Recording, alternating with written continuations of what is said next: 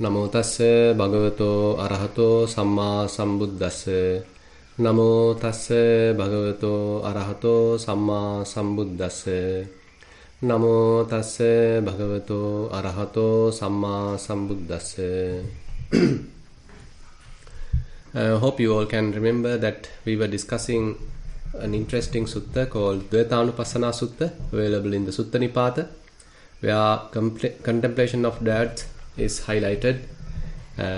Actually, in this, there are 16 themes are explained. So while someone is engaged in vipassana meditation, he can come across these 16 themes, one of them or many of them, as he continue his practice. It is not that immediately he may be able to understand everything. Rather, as he continues, he may come to a particular situation where his mind basically streamlined with a particular direction. A kind of a conclusive decision that he may come across. Okay, I got to adhere to this kind of a practice. I need to aim this kind of a practice. So my theme of practice has to be like this. So likewise, based on his own experience, he may come to a particular conclusion. So Buddha mentioned there are 16 such conclusions in this Dvayatanupassana Sutta. So we were going one by one. And first actually started with the Four Noble Truths, where one's aim is to understand Four Noble Truths. So in one sense, he is knowing that the mundane side comprises with the Dukkha Satcha and the Dukkha Samudaya Satcha, the suffering and the cause of suffering. And then the supramundane side consists of path leading to the cessation and then the cessation, Nirodha Satcha. And then second contemplation is based on the acquisitions. So one can create a self, a person, a personality using various acquisitions.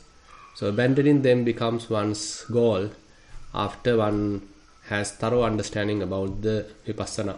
So after going through fair amount of practice. Then at another level, one can recognize, okay, ignorance is the main issue. So I need to abandon ignorance. Instead, I need to develop further wisdom. So ignorance becomes his main area to work with. And then volitional activities are the next one. One understand, okay, I need to basically calm down all the volitional activities, rather than allowing the mind to get agitated as a result of various volitional activities, various sankharas. Now I need to calm down, relax all the sankharas. So that sankhara samatha becomes one's theme of practice. Then consciousness is another theme where one understand, okay, everywhere once the consciousness is established, it is conditioned and it is grown and it has created a kind of a pasture, a kind of a home to stay. And that would be the main issue, that is the main issue for whole suffering. Let me abandon all that. Let me stop all that conditioned consciousness, its function. So that becomes one's theme of practice, and so that is the fifth conclusion that one can have.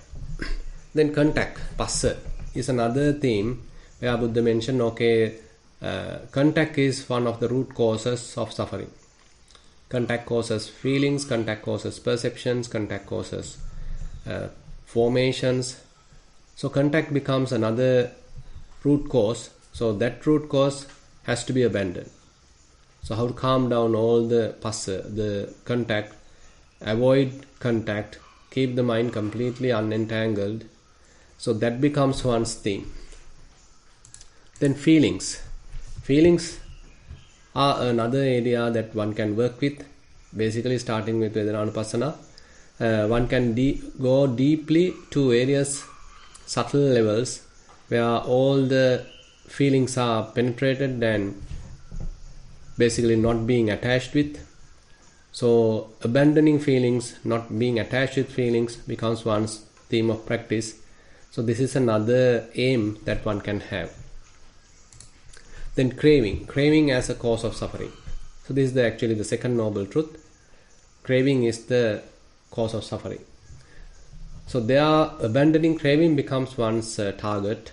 So that is where this theme is basically preached by the Buddha. And then clinging. Craving leads to clinging. Tanha paccaya upadana. So clinging actually creates another level of suffering. So how about avoiding any kind of clinging? Without any kind of clinging, can I keep my attention merely without clinging? So clinging becomes one's working area. So how to abandon clinging, how to avoid any form of grasping. So that becomes one's theme of practice. Then instigation.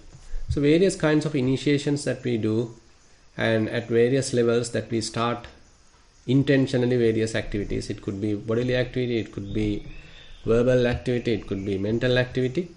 So stopping all that instigations, stopping all that volitional instigations becomes one's theme of practice. So this is not actually at the early stage, that basically all these themes, all these conclusions, all these decisions have to be taken after fair amount of practice in Vipassana, where one may understand fair amount of the path, and after fairly maturing in the path, one may come to this kind of conclusive remarks.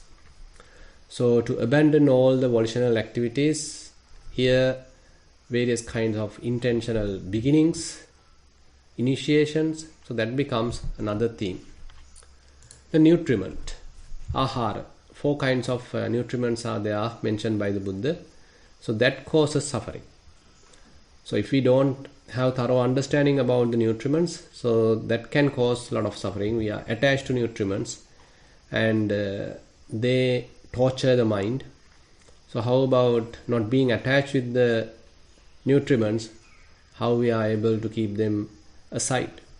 Once necessary, we can use them properly, mindfully, without attachment, but when not necessary, we can keep them aside.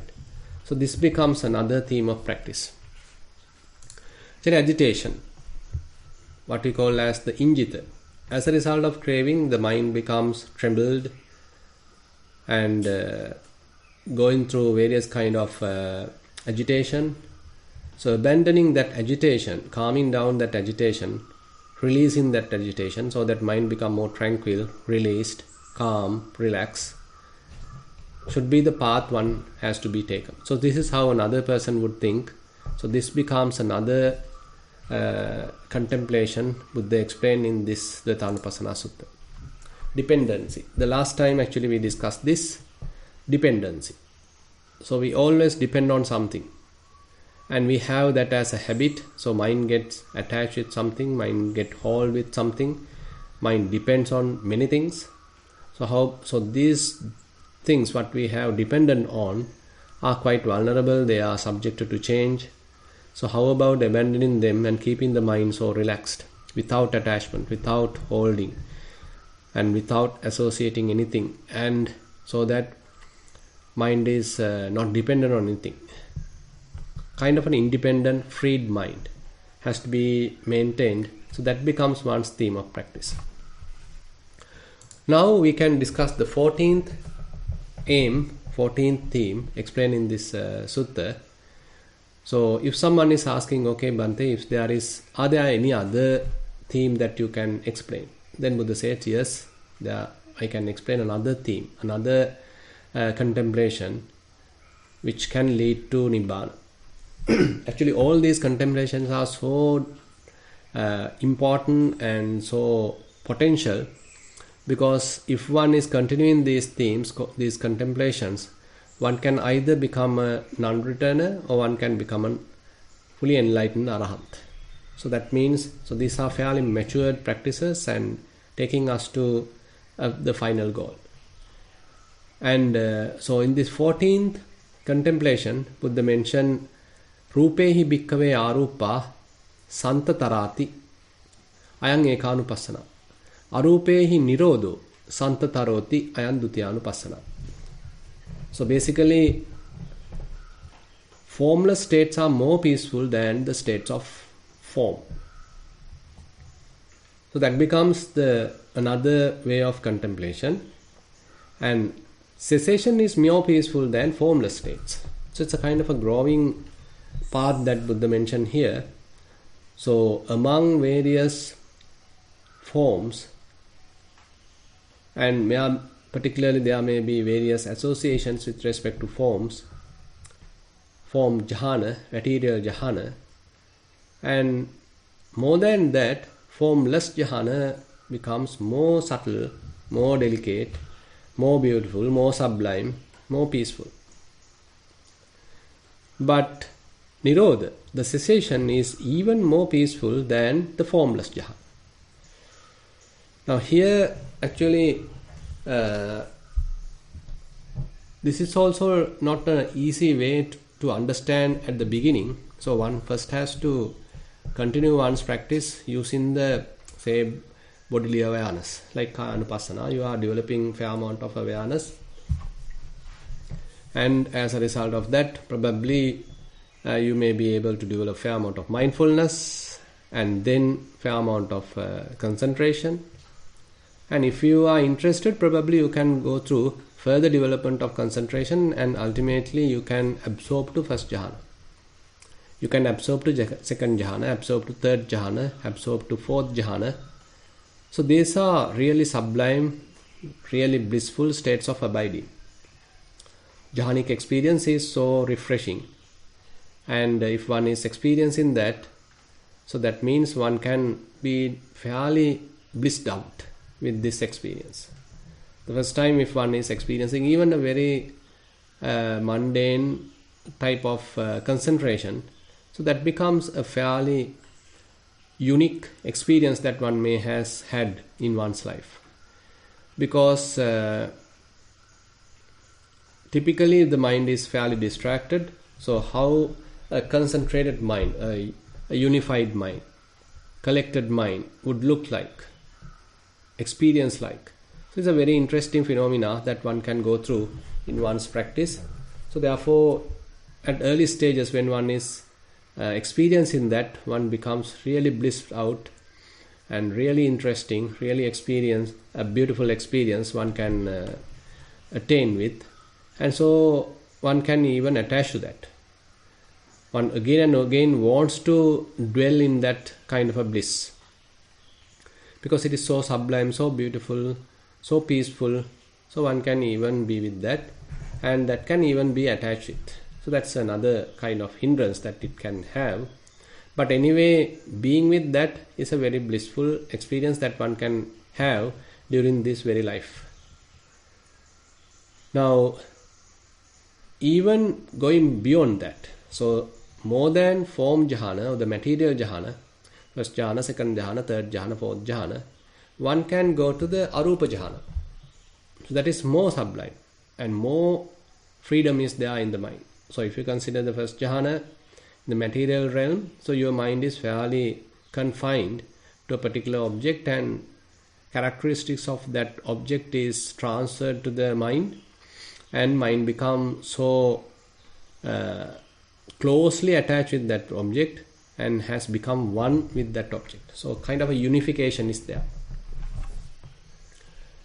But on the other hand, if we consider the formless states, instead of unification, the complete opening of mind is there. Infinite base, infinite space. So Akasanan Chayatana, the space is infinite. So one can condition one's mind again and again, contemplating that the space is infinite. So this infinite space can become one's object of attention, and therefore one can attain the Akasananchayatana, what we call as the infinite space. So at that moment the mind is completely open. You can't have a very narrow, restricted mind in order to attain the infinite space. Rather, your mind also has to be quite infinite. It can't have any boundary. It has to become completely boundless. So that consciousness which is comprehending that infinite space is also very vast, completely boundless, infinite.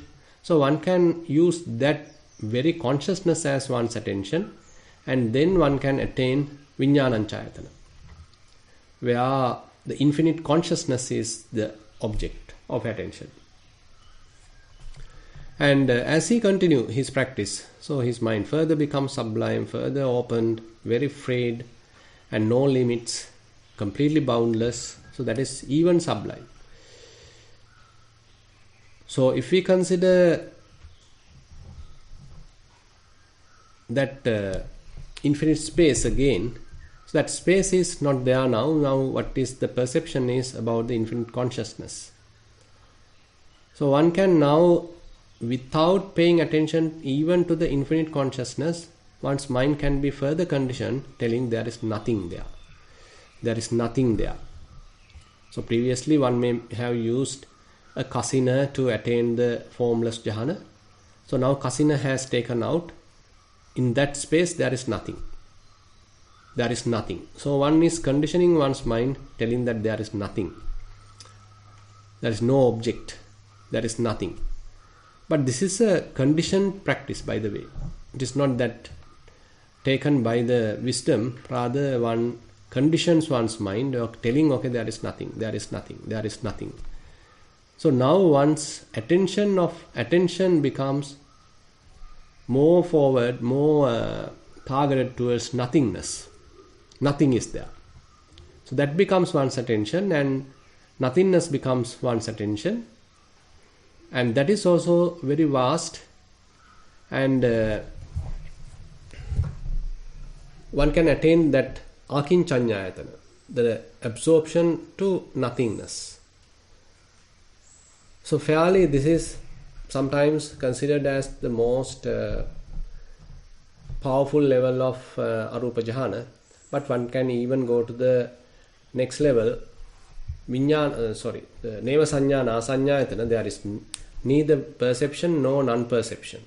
That's even subtle, and that also can be another level that one can develop.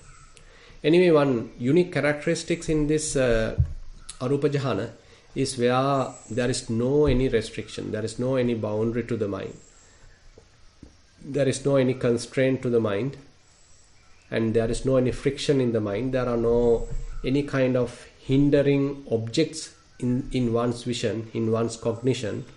So the mind is completely open. It's completely boundless.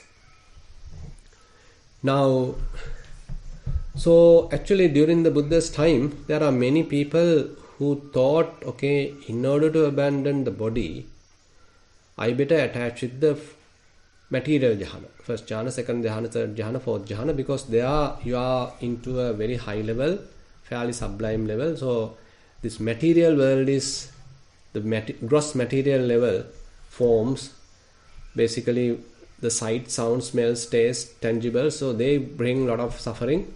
So I better absorb to a material jhana. So their practice becomes absorbing to material jhana. So that becomes their practice, and they thought, okay, this is the end of suffering. This is the most sublime state of mind. And so the jhana becomes one's aim of practice. So they consider that as the goal in their spiritual practice, attaining form jhana, material jhana. But someone has even thought beyond that, and they thought, okay, even there are certain amount of friction is there, mind is somewhat confined, and there is still some sort of matter, a sign of matter is still there. So mind is somewhat hindered. So we better go to the arupa jhana, immaterial jhana, because it has no matter at all, and it has no boundary at all. It has completely opening. The mind becomes completely boundless, limitless. So that becomes one's aim of practice, and that becomes the goal of one's practice. So if you can remember that when the Prince Siddhartha, he renunciated, he come across several teachers. Two of them are into this immaterial jhana. Alarakalama Putta is onto the nothingness. Akinchanyayatana. So his attainment was so powerful and he's into nothingness. But by the way, Bodhisattva, the Buddha to be, basically abandoned him, considering that this is not the aim, this is not the goal. And he went to another teacher, Uddakarama, and he taught him the next one, Neva Sanya Na Sanyayatana. Neither perception nor non-perception. So the Buddha to be, the Bodhisattva, attained that as well. But interestingly, he concluded, okay, this is also not the goal.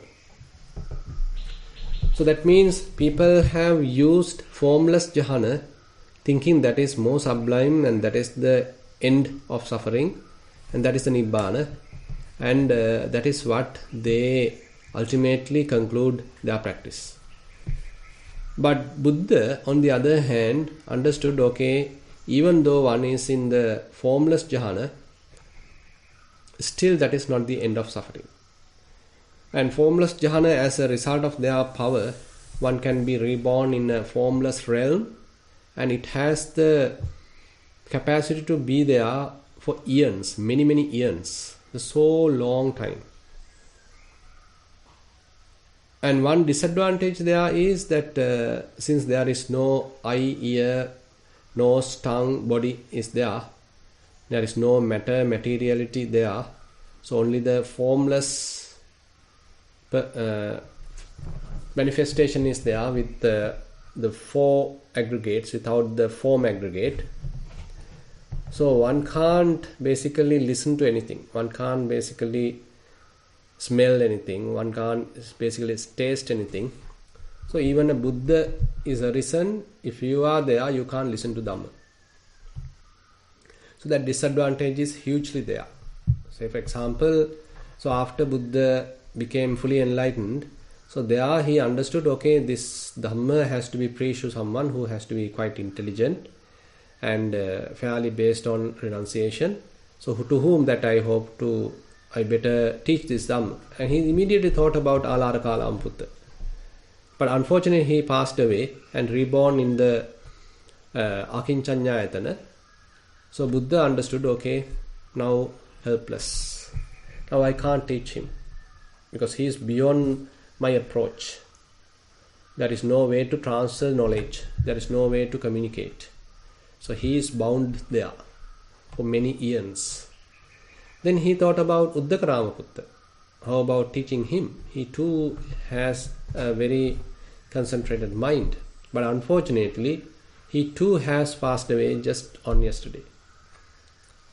Or just 7 days ago, I can't exactly remember. So there also Buddha concluded, okay, this also kind of an unfortunate situation for him. Now he also not reachable. You can't communicate with him either. So that's a huge disadvantage in these formless realms, because you are stuck there for many eons and not being able to realize Dhamma. And the interesting point is, even after many eons, you may return back. You may return back to the form realm, form jhana, or even one can return back to the human realm. Again, the typical sansaric cycle may start. So we are talking a kind of very broader world view here. So even though it is very, very long, the eon is, but still you are bound to come back. There is no escape. So because those are fairly conditioned realms, conditioned states. So till the power of concentration is there, you can stay there. But once that power being diluted, or rather depreciated, basically completely lost, then you may return. So that is the disadvantage. And on the other hand, still the mind is fully conditioned. So you are maintaining fair amount of effort to maintain that concentration, and with willful attainment that you are being there. Fair amount of willpower is there, fair amount of concentration is there. It's a conditioned state. And now Buddha is mentioning about the Nirodha. So how sublime Nirodha is. That is the Nibbana. Yecha rupupaga satta yecha arupatthaino nirodhang appajananta agantaro punabbhava. Those beings who fare onto form and those who dwell in the formless, not understanding cessation, come back to renewed existence. So they haven't understood the cessation, by the way. They haven't understood the Nibbana. They only understood either the form realm through the form jhana, material jhana, rupa jhana, or they understood the formless realm through the formless jhana, immaterial jhana, arupa jhana. But they didn't know about the cessation, the Nirodha. As a result of that, what happened? Agantaro punabbhava. They again come back to the rebirth cycle. They are subjected to renewed existence. Again and again, they may again come back, again reborn. So likewise, their existence in this samsara continues. Yecha rupe parinyaya arupesu asantita nirodhe ye vimuchanti te jana machuhaino. So this is the turning point in this part. Yecha rupe parinyaya. So one can penetrate rupa, one can penetrate the materiality and abandon that. So that means form jhana is not something that one's goal.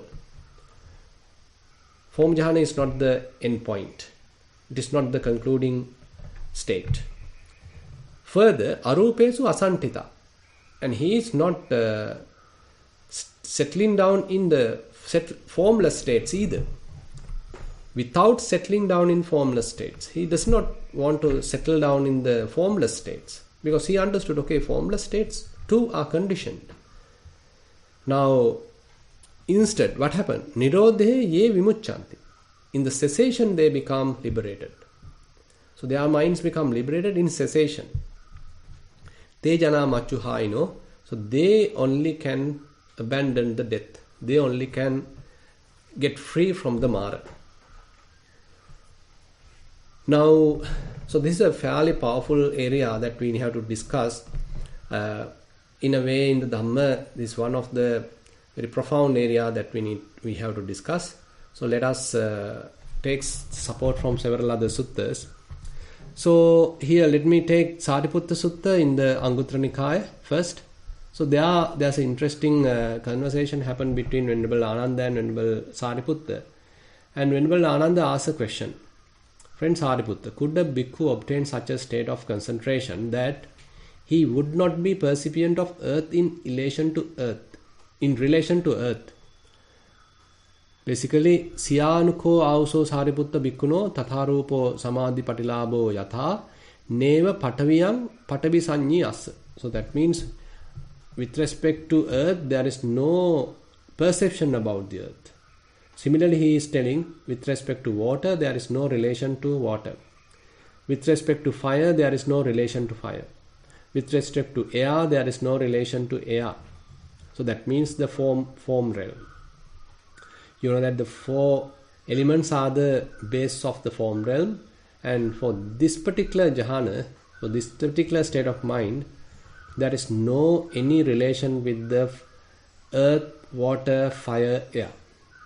That means completely free from the form realm.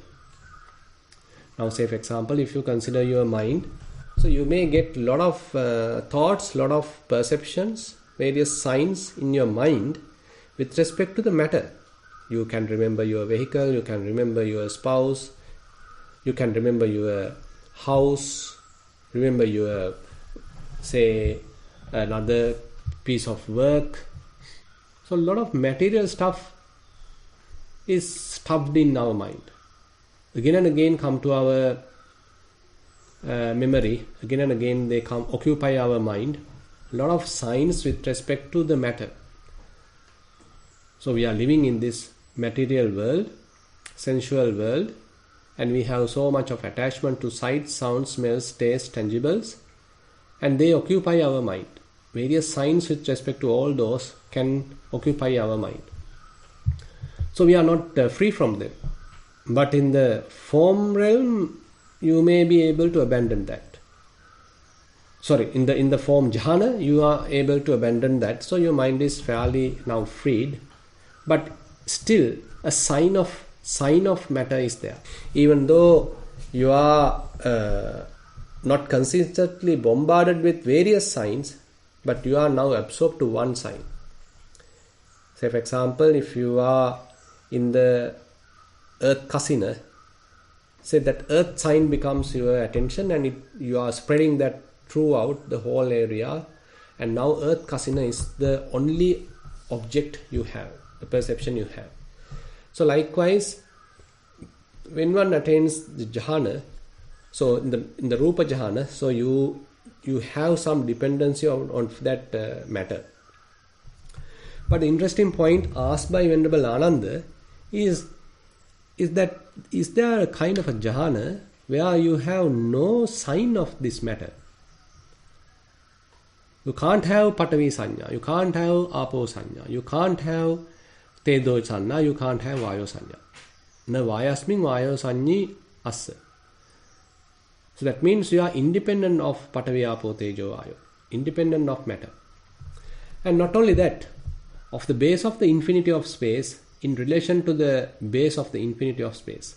So basically he is again free, he is not percipient of the base of the infinity of space in relation to the base of the infinity of space. Na akasananchayatane akasananchayatana sanyi assa. So that means you are not bound to the infinite space. Your mind is not conditioned by infinite space. So that means the arupa jhana. Similarly, vijnananchayatana, similarly akinchanyayatana, similarly neva sanyana asanyayatana. So where the Venerable Ananda's question first covers the 4 material jhana, next covers the 4 immaterial jhana. So where his question is there a situation where your mind is not conditioned by the form jhana? Not only that, your mind is not conditioned by arupa jhana. Further, na idhaloki idhaloka sanyi assa. Of this world in relation to this world. So there is no perception about this world. So with respect to this world, you have so many things to think about. So because we are here, we are inhabitants in this realm, in this human realm, and you can think of so many things. But at this level, there is no perception with respect to this world. Na paraloke paraloka sanyi assa. Similarly, if you are thinking about future world, any perceptions with respect to future world, future birth, there is nothing, no perception with respect to that either. But interesting thing is, sanyi cha pana assati, but he would still be percipient. So that's the most controversial point here. You are not thinking about any kind of a matter, not thinking, have any perception about the matter, don't have any perception about the formless jhana, but still there is a perception. And then Venerable Sariputta answers, yes, he could. One can be in such a state. And he mentioned that he was like that, he has spent such like that at one occasion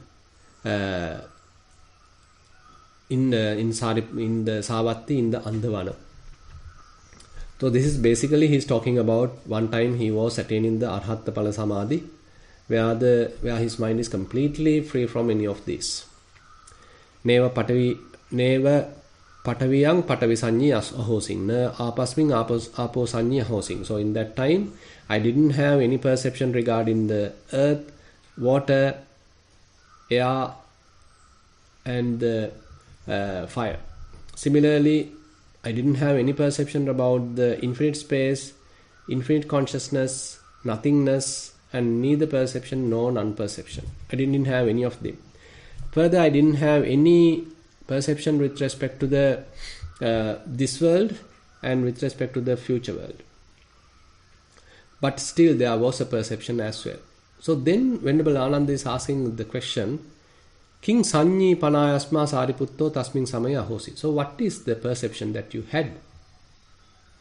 So then Venerable Sariputta explained, Bhavanirodho Nibbananti me auso Anyava Sanya Uppajjati Anyava Sanya Nirujjati. I had the perception about the cessation. cessation of existence, cessation of any kind of a becoming. Mind is completely still, no becoming at all. Bhava tanha completely abandoned. There is no conditioned attainment. So basically the mind has become completely free from any kind of fetters, defilements. It has completely purified, no defilements, and attained the cessation, attained the Nibbana. So Bhavanirodho Nibbana. So Bhavanirodho Nibbana is a very strong and popular statement where one has to stop all kind of becoming. So typically our minds are looking forward to some kind of activity, yearning for something. At the moment we are not fulfilled, we don't feel completely contented. Rather we are expecting something, anticipating something. So that is led by this bhava tanha. So you have this kind of futuristic event to which that you have some kind of an attachment, some kind of a inclination. So that is caused by this bhava tanha. So once one can completely abandon that bhava tanha, kama tanha or vibhava tanha, all that is abandoned. So mind settles completely in the present moment, nothing being attached with, nothing to hold with, and it has completely stopped. And it touches the cessation. It is with the cessation. Now, there's another statement in the Bahya Sutta, in the Sutta Nipata. Yatta apoja patavi tejo vayo nagadati, na tatta sukha jotanti adiccho nappakasati, na tatta chandima bhati tamo tatta na vijjati. Yadacha attana vedi muni monena brahmano atha rupa arupacha sukha dukkha pamucchati. Now this is another example where it is explained where there is no perception about the water, there is no perception about the earth, no perception about fire, and it has no footing found there. So the mind is completely free without any kind of a footing. And further, there is no gleam of stars and no sun sheds light. There is no shining of moon, but there is no darkness either. Now these are very, that sun, moon, stars, so these are the form realm, so they say human realm related perceptions. So in the mind, so any of these worldly perceptions can't be there. So in that previous example also Venerable Sariputta explained there is no idaloki idaloka sanyasa. There is no any kind of a perception with respect to this world or even to the next world. So that worldly kind of perceptions are not there. When a sage, a Brahmin, has come to know this for himself through his own wisdom, then he is freed from form and formless, both. He is freed not only form realm, but even the formless realm. Freed from pleasure and from pain. And his mind is free from pleasure, pain, so that means avedaita sukha. So there is no conditioned type of Vedana that he is experiencing. Now if we take another example, so Buddha encourages to know this level, know this state of mind. For example, in the Kamaguna Sutta, in Samyutta Nikaya, so Buddha encourages monks to know such state of mind. And he even mentioned that state of mind as a kind of a base of mind. Tasmatiha bhikkave se ayatane veditabbe. Yatta chakkucha nirujjati rupa sanyacha virajjati. Se ayatane veditabbe. Yatta sotancha nirujjati saddha sanyacha virajjati. Yatta jivhacha nirujjati rasa sanyacha virajjati. Yatta body, or rather the kayocha nirujjati pottabba sanyacha virajjati. Yatta manocha nirujjati dhamma sanyacha virajjati. Se ayatane vedidabbe. Now here you can see, even though eyes are there, the function of eye is ceased. Now typically when we see something, we want to name what we see. We want to add a particular comment to what we see. We want to own what we see. We have some attachment to what we see. And we want to talk about what we see. We want to write about what we see. We want to take a photo of what we see. We want to write a poem about what we see. We want to write an essay about what we see. Or we want to tell about what we see to someone else. So likewise, when we see something, we can't simply stop at mere seeing. Basically, we want to do some kind of thing when we see something. Similarly, when we hear something, we want to write it down, we want to mention to someone, we want to record it, we want to write a poem about what we have heard, and we want to appreciate what we have heard, and now we become really happy about what we have heard, or we are quite sad about what we have heard. We want to inform what we have heard. So likewise, with respect to what we heard, we are having so many business. Similarly to what we have sensed, cognized, we have so much of business. We can't simply keep them aside. We can't stop working on them. We start agitated by what we have seen, heard, smelled, touched, etc. But here, Buddha encourages. So basically your eye has almost like ceased its function. Seeing function has stopped. All the rupa sanya, all the different kinds of signs with respect to sight is now being fade away. Similarly, all the perceptions with respect to sounds are fades away and ear has ceased. All the perceptions with respect to taste have faded away and the tongue has ceased. All the perceptions, signs with respect to tastes have faded away and your tongue has ceased. And all the perceptions with respect to the body, or rather the contact has ceased, your body has ceased. Similarly, all the perceptions with respect to the mental phenomena, mental objects have ceased, have faded away, and your body has ceased. The mind has ceased. So that means there is no papancha, there is no vitakka, there is no any kind of thoughts, mental formations, bodily formations, verbal formations with respect to what you see, heard, smell, taste, touch, cognized. All forms have stopped. All formations have stopped. Calm down. Has completely peaceful. So when this is said, Venerable Ananda is the one giving the further explanation. Okay, with respect to the cessation of six sense bases that Buddha has mentioned this. Cessation of six sense bases is nothing but the Nibbana.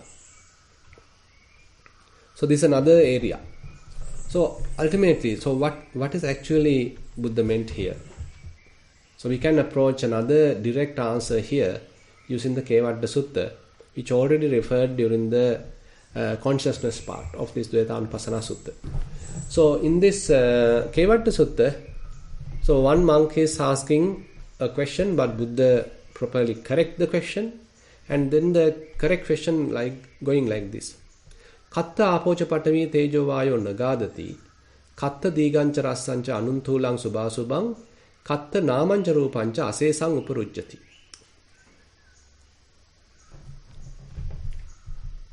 So now, where do earth and water, fire and wind, no footing find? Where is it that long and short, fine and coarse, pleasant, unpleasant, as well as name and form, all are held in check? So that typical condition phenomena are not find any kind of perception in one's mind. So the answer is the Nibbanic state of mind, where the consciousness become unestablished. And it is non-manifestive.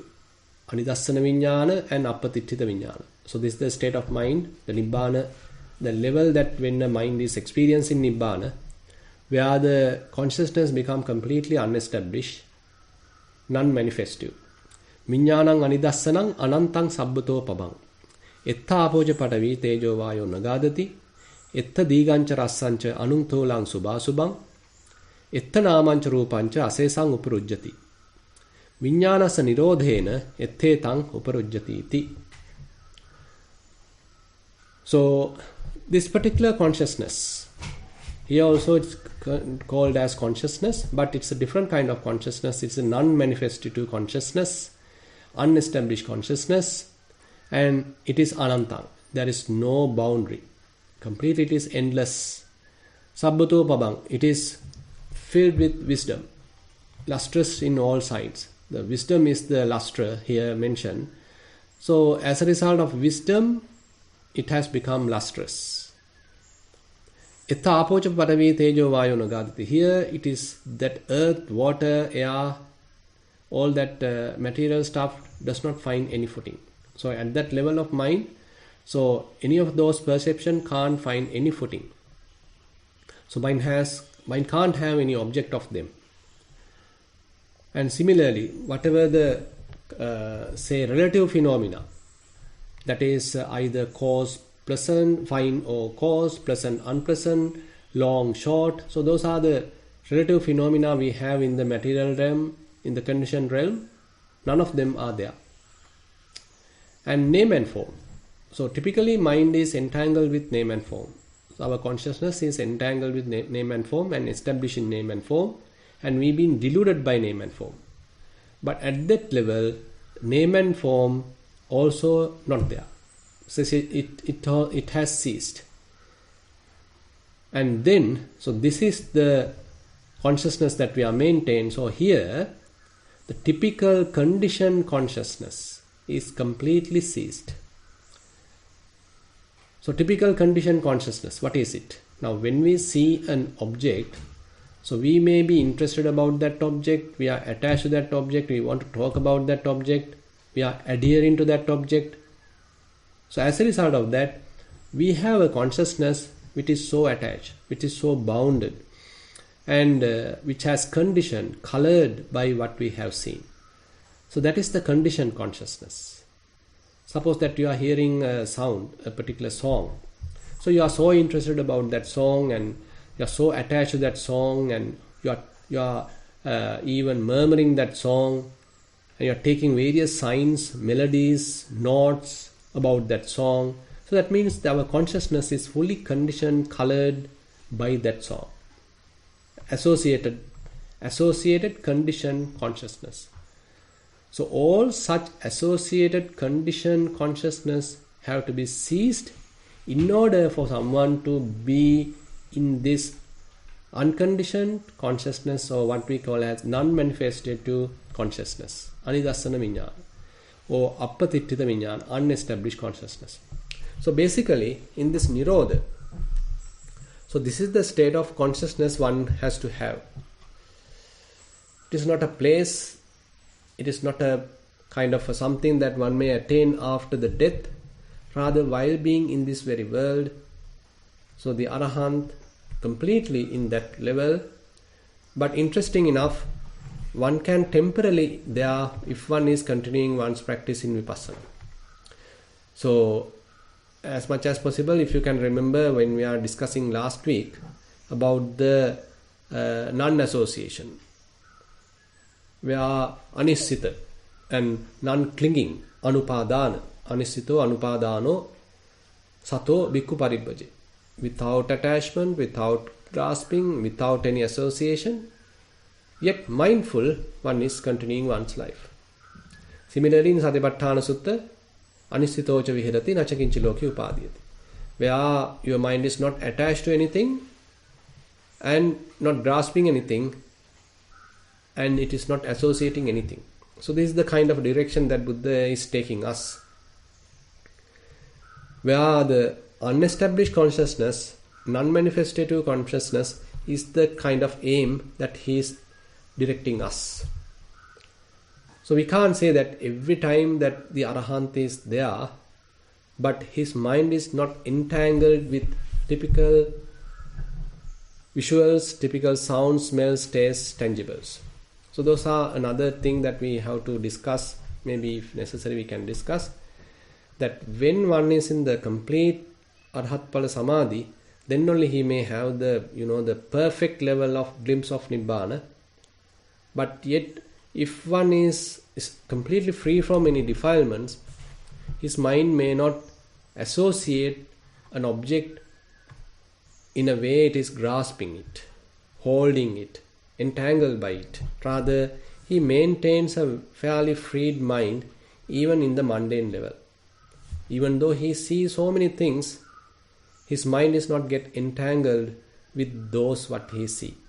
His mind remains calm, quiet, without any conceptual proliferation. That's the most important thing. Without any conceptual proliferation. He can keep his mind very quiet, very silent, without being interested about all that what he has experienced. Okay, so this is the area that Buddha highlights in this particular theme. It's a very profound theme, by the way. And with that note, I like to conclude today's Sutta teaching session. Now, if you have any question, you can ask. Thank you, Bhante. Sadhu, sadhu, sadhu. If anyone has any questions, feel free to raise your hand or feel free to send them via the chat. Bhante, there is a participant that's asking how he or she can locate that document of the sutta that you just shared. Yeah, actually I have showed several suttas. Kevadda Sutta is in the Digha Nikaya. It is the 11th sutta. So I have mentioned that in the, let me share the document again. So Kevadda Sutta is in the Digha Nikaya 11th sutta. Then Kama Guna Sutta in Samyutta Nikaya Salayatana Vagga. If you are familiar with Chatta Sanghayana, it is SN 35.100. And then Sariputta Sutta is in the Anguttara Nikaya. That is in the Anguttara Nikaya Dasaka Nipata, 10th sutta. There are 10 factors mentioned. All those are collected in the numerical discourses of the Buddha. So it is in the Anguttara Nikaya 10th. And then Bahya Sutta is in the Udana Pali, Kuddaka Nikaya. And if you are familiar with that, so it is in the Bahya Sutta, the Udana Pali. Thank you, Bhante. No questions today. Good. There is a written question. Right. It's respected Bhante, in Anapanasati, after a while the breath is not perceived physically.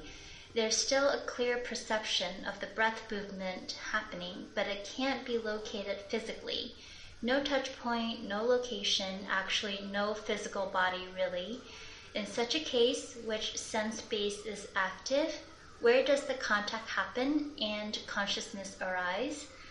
What is perceived is movement, Dvayatanu, but it is not perceived by one of the 5 bodily senses, so my impression.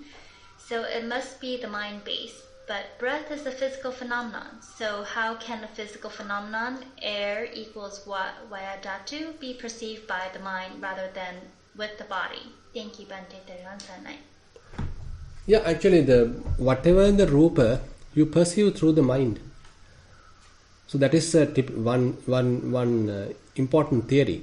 So form, name and form. Now if you consider the various kinds of bodily phenomena, various kinds of material phenomena, so they themselves can't know them. Rather, the mind is the one knowing them.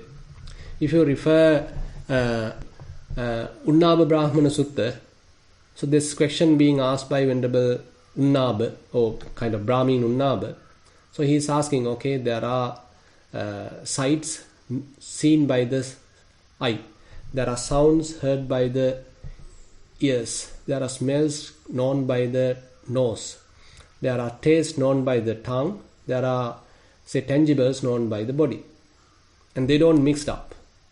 Eye only can see sights, it can't hear sounds. So likewise, so they know their own respective domain. But interestingly, who is the one going to particularly know them, particularly say consume these objects? So then Buddha's answer is the mind. Mano tesam patisaranam. So the mind is the one knowing them. So therefore, whatever your body say eyes, ears, nose, tongue know or they contact with. So ultimately mind is the one interpreting them, mind is the one giving the explanation, mind is the one cognizing them. So the mind is the one giving experience. Okay, we can go to the next section. Thank you, Bhante. There is a little bit of like disconnection on your side. Really? Maybe it's on my side. You didn't hear the answer? Can you hear me okay, or Yes. am I choppy as well? Yeah, no, I can hear you properly. I can hear you properly. Maybe it's my... Okay, if you can hear me properly, then it's fine. Sometimes your sound drops, by the way. Okay, let me put on my headphone. That may be an issue. Okay, with that said, let me invite Sohani for the next question. Sohani, feel free to ask. Yes, Avasarai Bhante, thank you, Jennifer. My question is, Venerable Bhante, now this unestablished consciousness is achieved, or you come to that state in a state of meditation, and then once you kind of engage in your daily activity, some level of established consciousness is required, isn't it, Bhante? Yeah, that's the thing, interestingly, that we want to discuss. For example, even for the Arahants, to go for Pindapata, even to, know, that there is some level of contact. There's hunger, therefore, I don't know, thinking something is, how is it, I hope you understand my question. Yes. Yeah. So that is something that I kept aside without much discussing. So where how an Arahant would say dwell in the mundane level. So that is an interesting question. So are they completely every time in the Arhattapala Samadhi, or are they simply go on Pindapata and eat, talk, and etc.? So as you know, they eat, they go on Pindapata, they talk, they discuss, they engage with various other matters. So what is the state of mind what they are being with?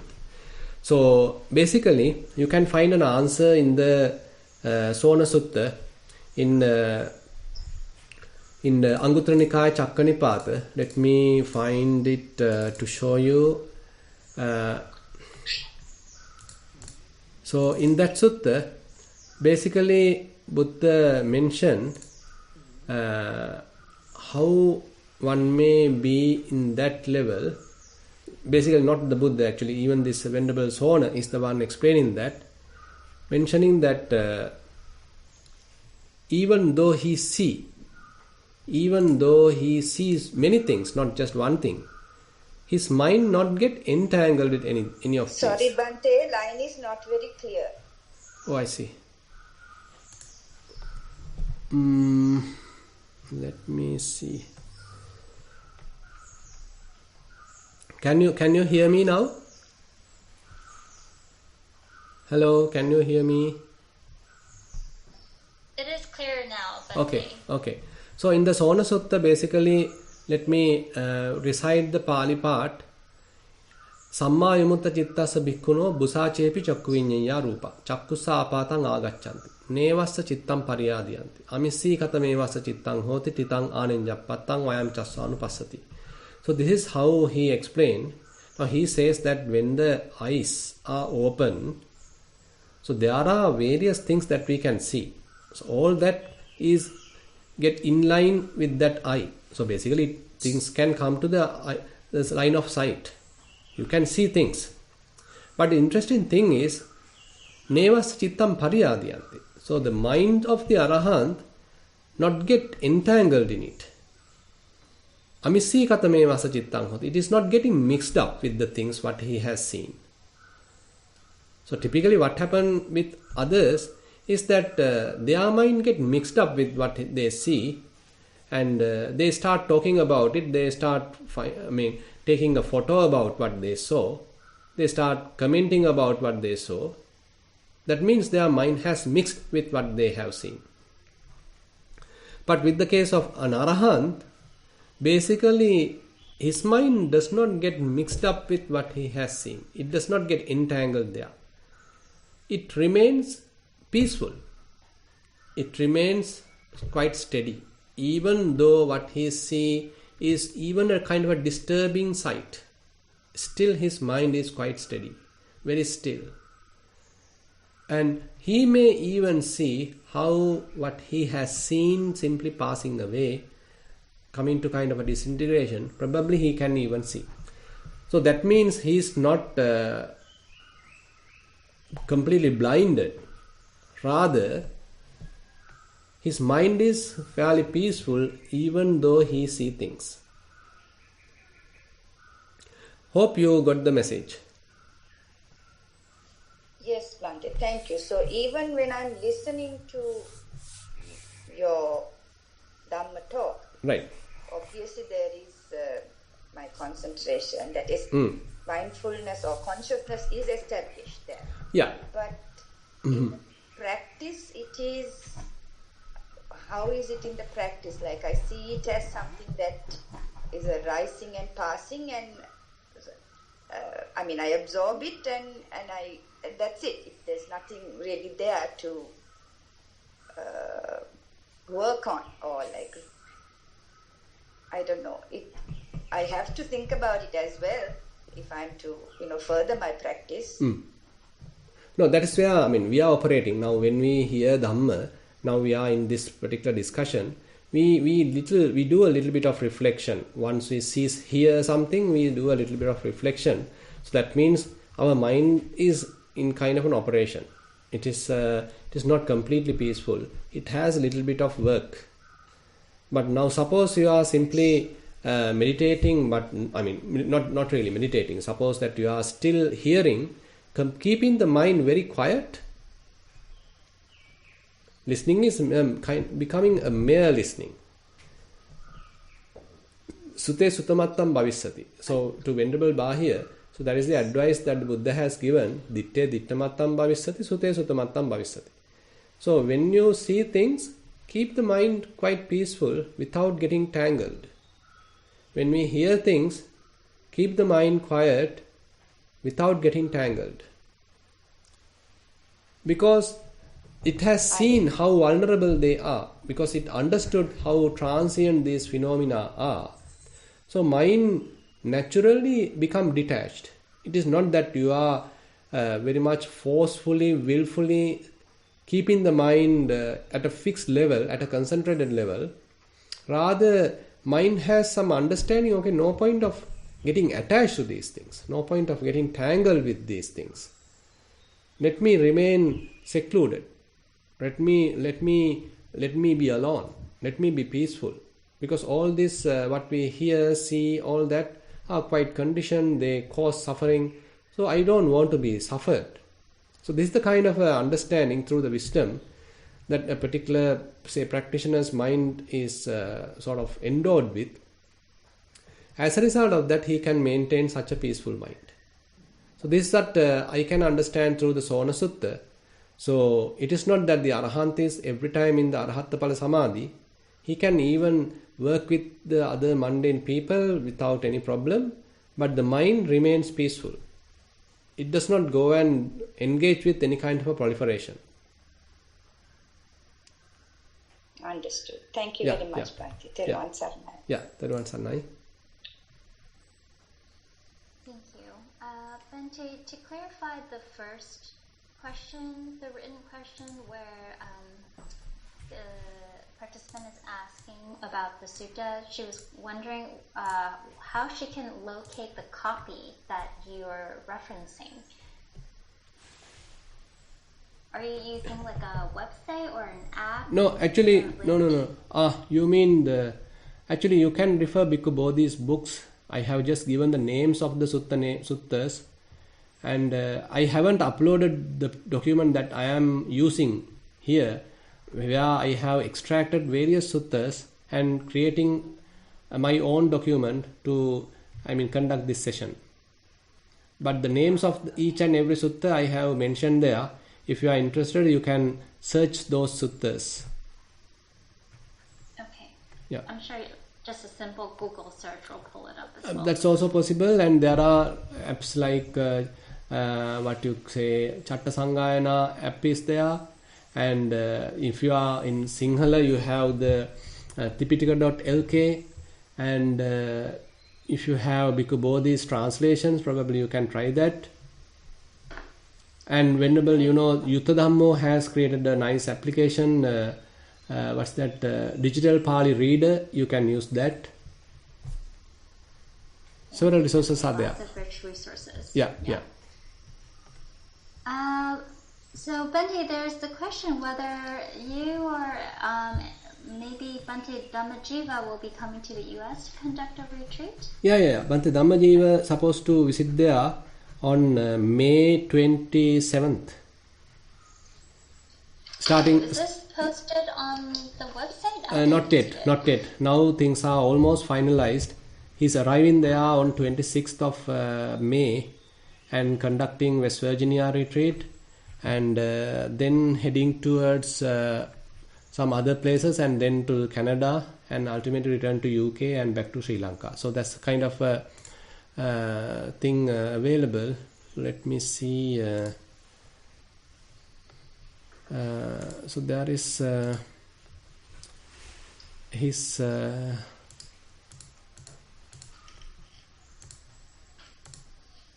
I guess Bhante, to register, we should be doing that through the Nissarana website or through the West Virginia Retreat Center. Actually, I think Janaka Nakandala, he's the one organizing what we call this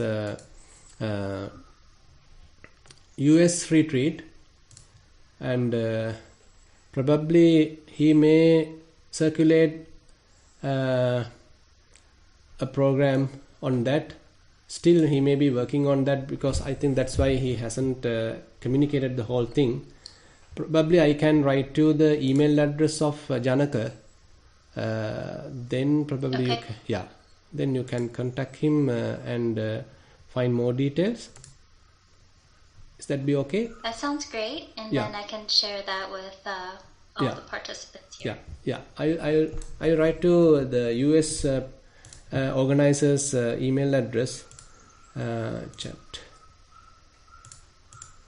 So okay, thank you. I just sent it. Shall we proceed to the next? Yeah, I just sent you to you, everyone. I see it. Yeah. So he's the contact. He's the one organizing US retreat. But there is another one organizing Canada retreat, Udaya Annakage.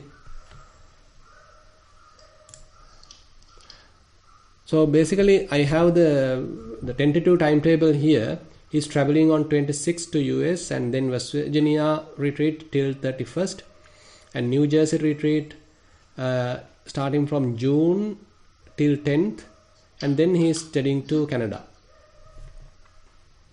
Wonderful. That's great. Okay, thank you. Yeah, so for all the participants, I will contact Janaka on your behalf and email all of you with the updated retreat information once I receive that. Yeah. Okay, so shall we move on to the next question, Bhante? Yes. Okay, I'd like to invite Darshika for the next question.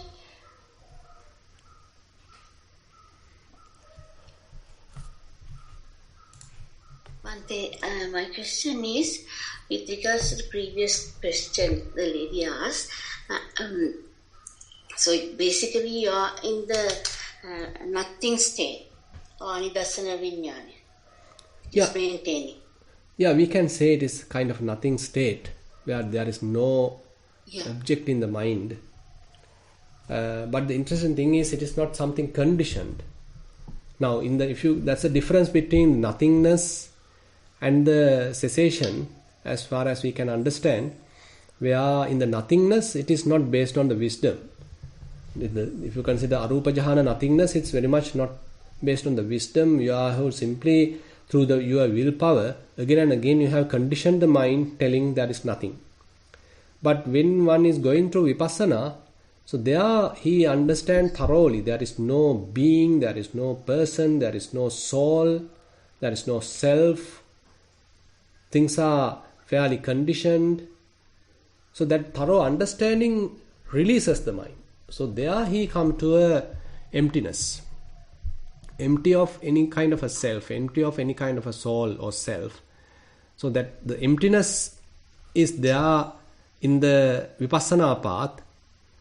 So that emptiness and the arupa jhana nothingness has great difference in the sense that in the nothingness level, still mind associates something. Still mind associate nothingness.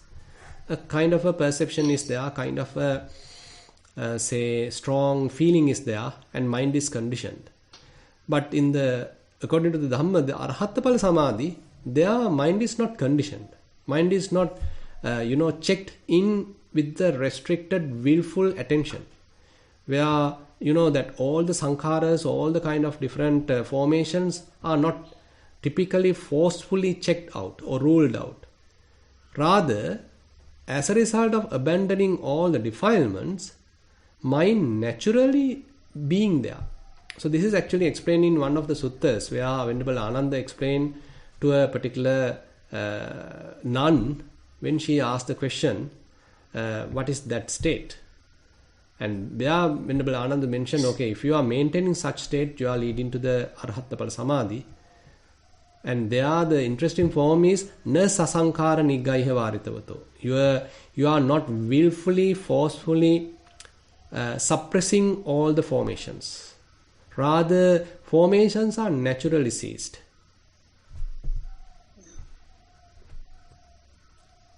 So, but we are doing vipassana, and so then we are not in the jhana stage, nothingness. We going to through wisdom, we see and go into anidassana state, emptiness. Mm-hmm. So if you maintain that should be right. You mean you need to maintain anidassana state? Yes. Yeah, that has to be further and further. We have to be, become a whole. Exactly. So it is not that we have to emphasize that, okay, the Arahant is the one, only can touch it. But rather I would like to say, he's the one perfectly touching it. But the Vipassana yogi relatively be there, relatively closely be there. So that is the one that he is further and further refining, purifying, and ultimately come to the perfection. Yes. Yeah. So like a person who is not Arhat will go into stages on and off, and they have to try and maintain it for a longer period, so that 24/7, then by that time, hopefully person become Arhat. Exactly. So that's what I also think, because it is not that immediately you come to such kind of a profound state. Rather, you come to a very temporary state where there is no conditioning. There is still, but by the way, it is somewhat conditioned. Because still the influence of defilements are available. So the influence of defilements is the one push away you from that profound state. So once you are further and further, say, removing the defilements, you are eradicating the defilements, the possibility to remain there becomes so possible, so easier, because the influence, the interruption, interference coming from defilements become less and less. So you can maintain such a sublime, peaceful, unattached state of mind in a more easier manner, because the craving is not trembling you, the delusion is not deluding you, the say the dosa, the dvesha, anger is not agitating you. Rather, your mind become more and more peaceful because the influence of defilements become very less. Yes. So the Arhat case, in that case, I would like to say, so he can simply peacefully be there because there is no influence coming from the defilements at all. Yes. So in a person who does vipassana, again, we don't have to talk of the jhanic states. Basically, no. I think... Because when we improve the wisdom, it's the empty space or anidasana vinyana, that's what a person will achieve. Exactly. Okay. Thank you so much, Bhante. It was very clear. Okay. Thank you. Thank you. Bhante, do you have any questions on your side? No. Nothing from our side today. Okay. And it looks like we've covered everything on our side as well. Fine. So then we'll wind up the session for today, and we have spent some time discussing Dhamma as well as listening to the Buddha's teaching. So whatever the merit we have accumulated, we'll share with all the celestial beings, all the past relatives, and whoever in need of merits. And we wish these merits help us also to attain path fruition, Nibbana. We'll recite the traditional verses. Ettavatacha amhehi sambatang punya sampadang sabbe deva anumodantu sabba sampatti siddhya. Ettavatacha amhehi sambatang punya sampadang sabbe bhuta anumodantu sabba sampatti siddhya. Ettavatacha amhehi sambatang punya sampadang sabbe satta anumodantu sabba sampatti siddhya. Akasattha ca bummattha deva naga mahiddika punyantang anumoditva chirang rakkhantu sasanang. Akasattha ca bummattha deva naga mahiddika punyantang anumoditva chirang rakkhantu desanang. Akasattha ca bummattha deva naga mahiddika punyantang anumoditva chirang rakkhantu mamparang. Idang vo ñātīnaṃ hotu sukitā huntu ñātayo. Idang vo ñātīnaṃ hotu sukitā huntu ñātayo. Idang vo ñātīnaṃ hotu sukitā huntu ñātayo. Imina punya kammena māme bāla samāgamo sataṃ samāgamo hotu yāva nibbāna pattiya. Imina punya kammena māme bāla samāgamo Satang samagamo hotu yava nibbana pattiya. Imina punya kammena mame bala samagamo Satang samagamo hotu yava nibbana pattiya. Sadhu, sadhu, sadhu. Thank you, Bhante. Theruvan Sannai. Yeah, Theruvan Sannai.